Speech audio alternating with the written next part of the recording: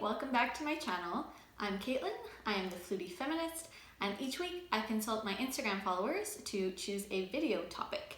Before I begin today's video, I wanted to let you know that over on my flute channel, which I'll link to below, you can find some videos of Christmas music that I filmed with my friend Claire, who is also a flutist.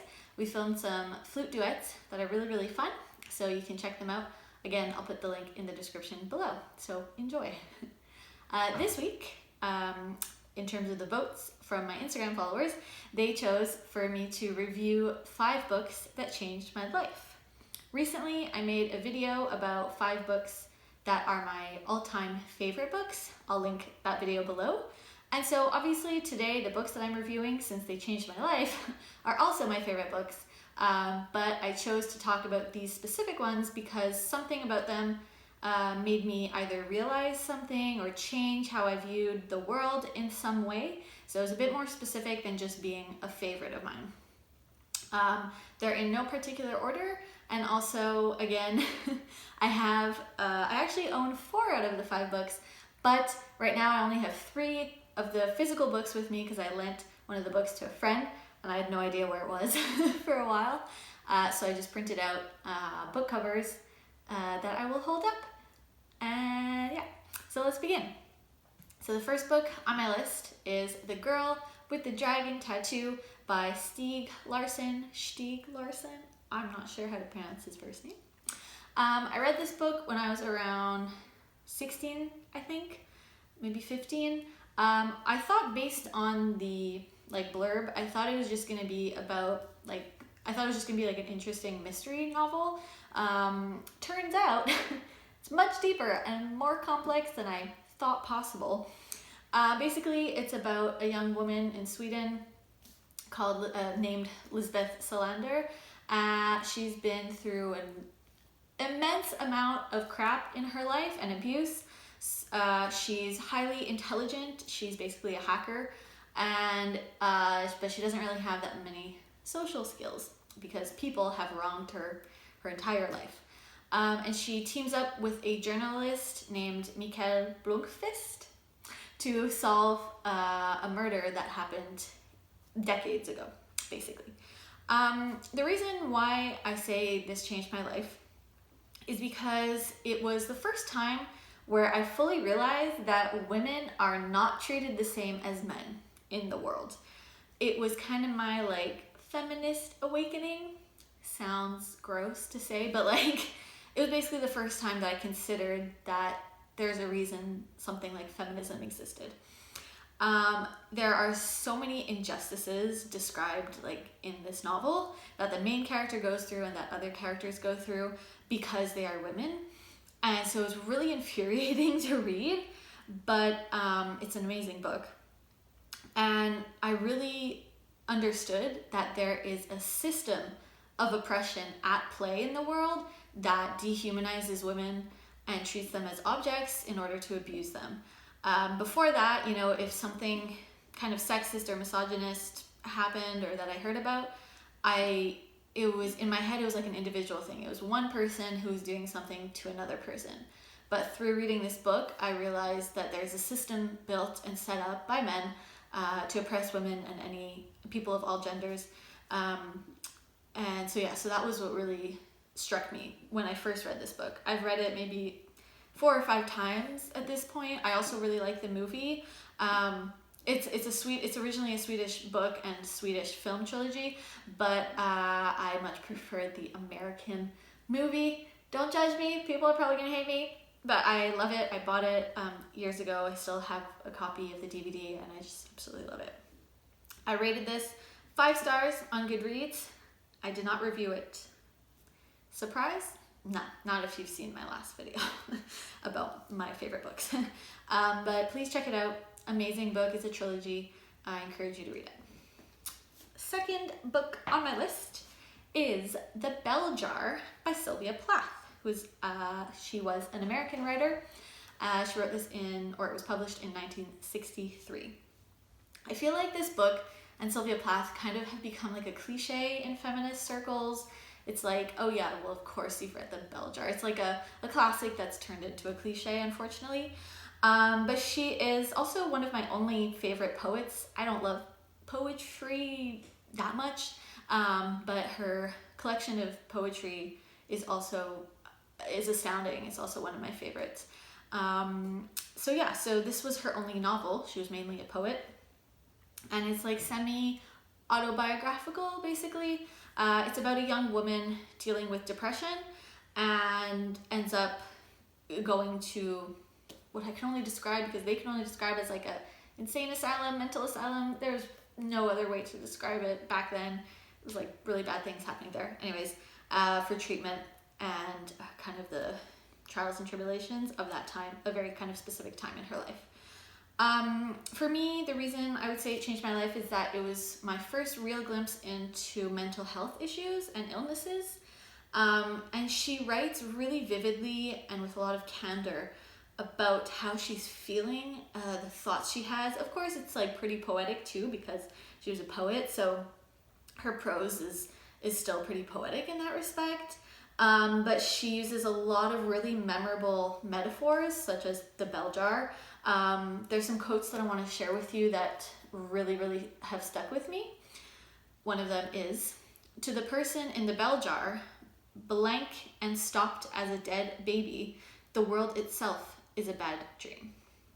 Another one is, "I took a deep breath and listened to the old bride of my heart. I am, I am, I am." So you can get a glimpse into her writing style just from those couple of quotes. I mean, obviously at the time she was a white woman. There's going to be problematic stuff in here, especially since it's from a few decades ago. But what I also enjoyed about this book and why it stuck with me is that she also talks about sexism and how she doesn't want to just marry any man who will have her just 'cause. She's really adamant in the book that part of the reason she's so depressed and feeling what she's feeling is that there are so many expectations put on young women to look a certain way and be a certain way and marry at a certain age. And I think there's a young man that she knows that's in love with her or wants to marry her. I can't quite remember.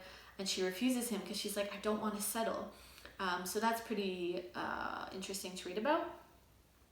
And a quote that kind of goes along with that topic is the following: "That's one of the reasons I never wanted to get married. The last thing I wanted was infinite security and to be the place an arrow shoots off from. I wanted change and excitement and to shoot off in all directions myself, like the colored arrows from a 4th of July rocket." Sorry, I'm very tired, as you can probably tell from my face, and I can't really read a lot of my writing, which is why I'm hesitating a lot. Sorry about that. But anyways, I rated this 5 stars on Goodreads. I did review it, and I'll just link to it below so you can read it yourself. Next book on my list is a classic, Bad Feminist by Roxane Gay, who is a genius. This is a collection of essays written, at least 5 to 10 years ago, I'm not sure. And it's a pretty popular book, an anthology now that a lot of people have read. I read it when I was in CJEP for a course. So there's a lot of topics that Gay addresses in the book. She divides the book into different categories. So she starts off with me, then gender and sexuality, race and entertainment, politics, gender and race, and back to me. So it's sometimes very personal, sometimes just kind of critiquing something in society that affects a lot of people, but it's beautifully written, it's thoughtfully written, and the reason it changed my life is that it taught me that it's okay to be imperfect. By the time I was reading this, I considered myself a full-fledged feminist. I thought I knew everything, thought I understood all the issues, and I was still very judgmental about my beliefs and how you should think about this issue and that sort of thing, and you shouldn't listen to that person's music, you shouldn't watch that, stuff like that. And in the book, I mean, as you can tell from the title, she's admitting that she's not perfect, that she won't always get things right. She won't always be the feminist that people want her to be, basically. So she's in a lot of this, she's saying it's okay to not be perfect. So that really stuck with me. she's saying that it's okay if you enjoy, you know, what we consider to be problematic music or movies or books. I mean, obviously it depends on the context and the creator of the art and all sorts of things. But yeah, it's okay to like mainstream and pop culture things that people think are like floofy or not deep. And some of the essays that struck me, I mean, it's been a long time since I've read it, and as I was flipping through, I realized like I really need to reread this. But some of the essays are, "Dear young ladies who love Chris Brown so much they would let him beat them." And the other essay that I remember stuck with me is, "The Trouble with Prince Charming," or "He Who Trespassed Against Us." That one talks a lot about Twilight, so that was really, really interesting to read about. I can't remember a lot of the other ones, even as I was flipping through, but I remember how I felt when I read this book, and I felt change happening inside of me intellectually, and I realized like, oh, maybe I should be less judgy of people. I mean, she still critiques a lot of, you know, mainstream things and makes sure that we know that it's okay to be critical of pop culture, but it's also okay to mess up, and that all you have to do is just learn. I, of course, rated this 5 stars on Goodreads. I did write a review of it, and I will link it below. Moving on to the 4th book on my list, the one which I do own, but is currently with a friend. It's called Mindset by Carol Dweck. Interesting that the top of this book, one of the reviews says, "Everyone should own this book." I fully agree. This is probably the book that most changed my life, basically. That was the most drastic change in my life. I will probably do a whole video on this as it relates to my flute journey, because that's basically a lot of where it affected my life. But it's nonfiction, and it is kind of like the psychology behind what really is talent, what is intelligence, and who are the people that are talented and intelligent, what kind of components make up success and that sort of thing. It's complicated, but the basics are that there's 2 different types of mindsets or approaches to intelligence and talent, or to life in general. One being the fixed mindset versus the growth mindset. The fixed mindset is when you basically believe that intelligence or talent is something fixed, that you can't really change how much of it you have. You're kind of born with a certain amount of talent or intelligence, and nothing you do can really affect that amount.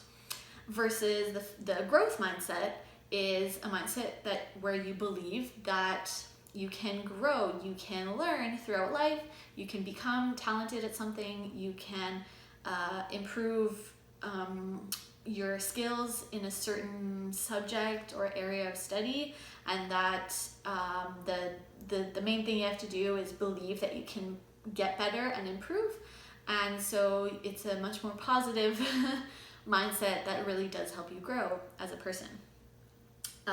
It doesn't mean that this is 100% binary. It doesn't mean that you're 100% someone with a fixed mindset or 100% someone with a growth mindset.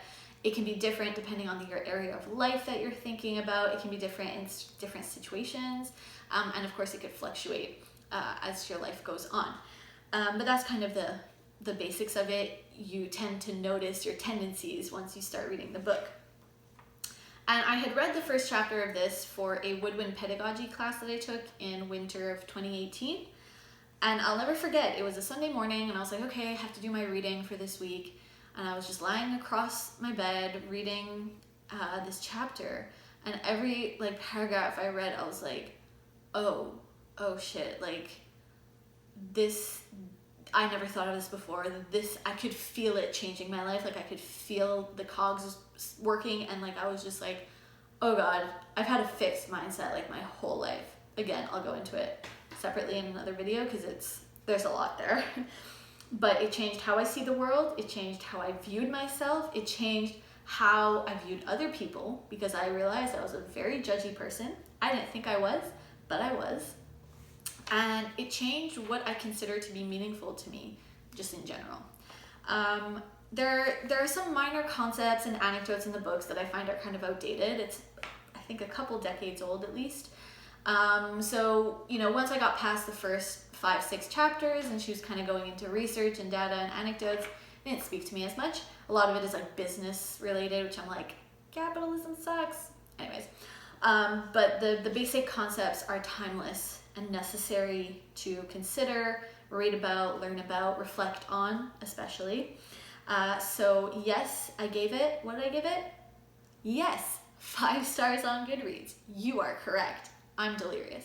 I didn't review it though, but that's my review. It's amazing. I did actually write a blog post on this. I will link it below, so you can check that out. I will definitely make a video on this.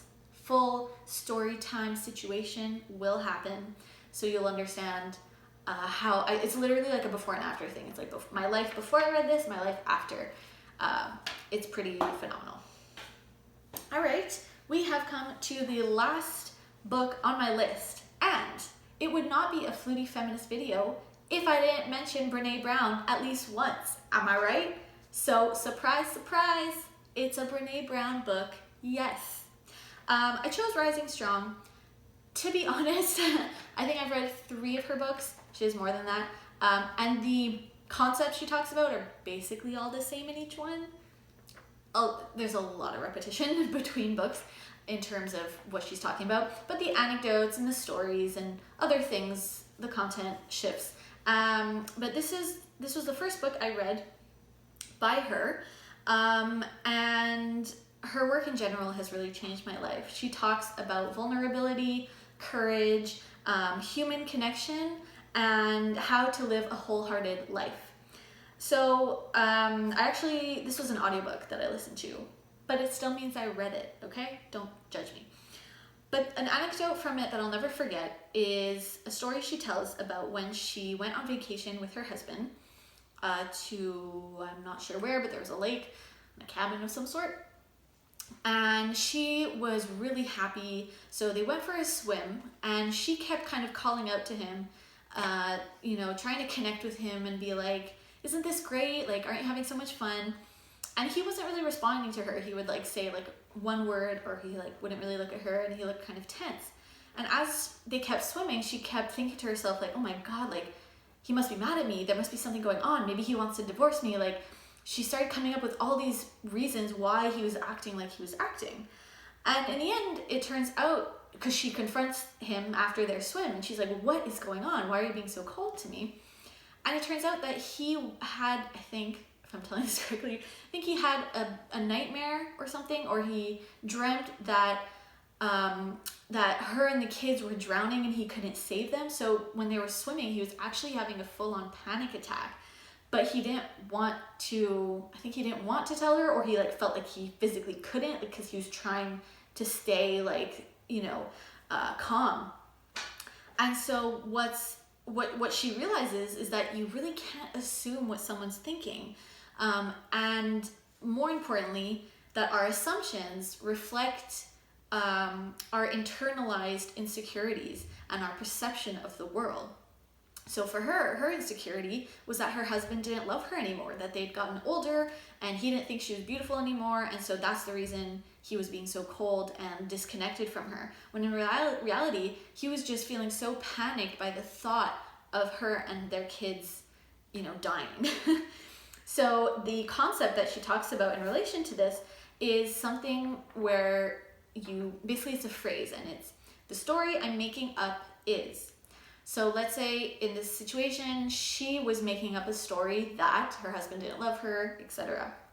And you can use that when you're talking and communicating with someone to let them know, look, I don't actually know what you're thinking. I don't know what's going on, but this is what I think is going on. This is the story that I'm coming up with to explain what's going on.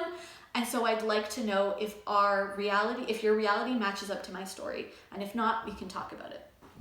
So it may seem like something that's really cheesy or like overly sincere, but that's the stuff that works in life. That's what Brené Brown has taught me, is that being vulnerable, talking honestly about your feelings, especially with people you love and are connected to, is what leads to living a wholehearted life, a happy, joyful life. So I just can't recommend her work enough. I thoroughly enjoyed this book. I love her writing style, and I also, since I've listened to the audiobook, I really like her voice. So if you want to, or have the option to, or prefer to, if you listen to the audiobook, it'll definitely be satisfying. I rated this 5 stars on Goodreads. I did leave a review, and I'll link it below in the description box. Thank you so much for watching this video. Because you are still watching, you get some bonus books that almost made the list, but gotta make tough choices in life. Couldn't include them on this particular one, but they have changed my life in significant ways, and they're definitely some of my favorite books. So some of them are A Room of One's Own by Virginia Woolf, The Upside of Stress by Kelly McGonigal, and Between the World and Me by Ta-Nehisi Coates. I won't link them below, because then the surprise will be ruined for people who didn't watch until this point. But feel free to check out my Goodreads profile, which is linked below. You will find those books on my shelves of Goodreads. Make sure to like and share this video, and of course, please leave a comment of some of your favorite books and some of the books that changed your life. I would love, love, love to know more and to connect with you about books. You can subscribe to my channel right up there. You can check out my flute performance channel over here. As I mentioned, I have some Christmas videos up, and right up here is my latest video. Thank you so much for watching, and have a Flutey Feminist day. Bye!